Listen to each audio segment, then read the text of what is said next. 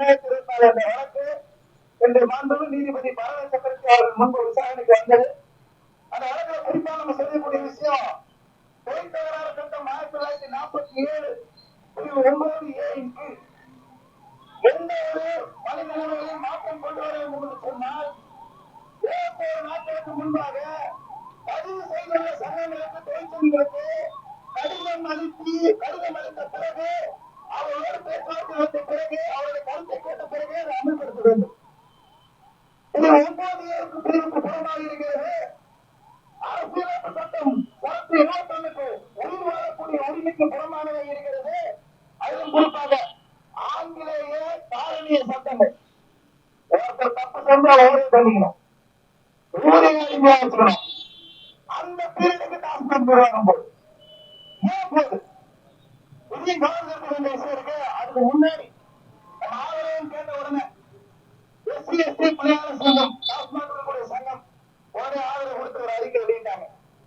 அடுத்து அரசு பணியாளர் சங்கம் ஆதரவு கொடுத்து அறிக்கை வெளியிட்டாங்க.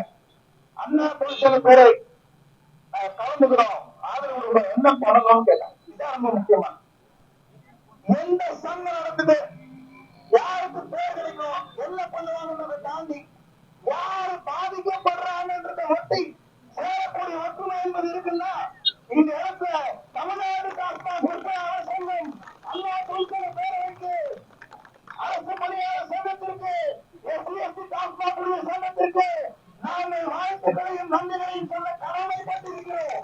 10/10/2024 அன்று டாஸ்மாக் நிர்வாகத்தால் பணியாளர்களுக்கு எதிராக ரூபாய் 10 கூடுதல் விலை விற்றால் கடையில் உள்ள அனைத்து பணியாளர்களும் பணியிடை நீக்கம் செய்யப்படும் என்று ஒரு சுற்றறிக்கை வெளியிடப்பட்டுள்ளது.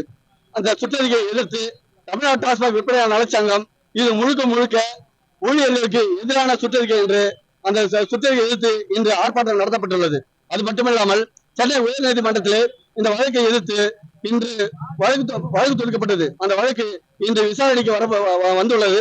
அந்த விசாரணையில் நிர்வாகத்திற்கு 29/11/2024 அன்று நேரில் ஆஜராக உத்தரவிடப்பட்டுள்ளது.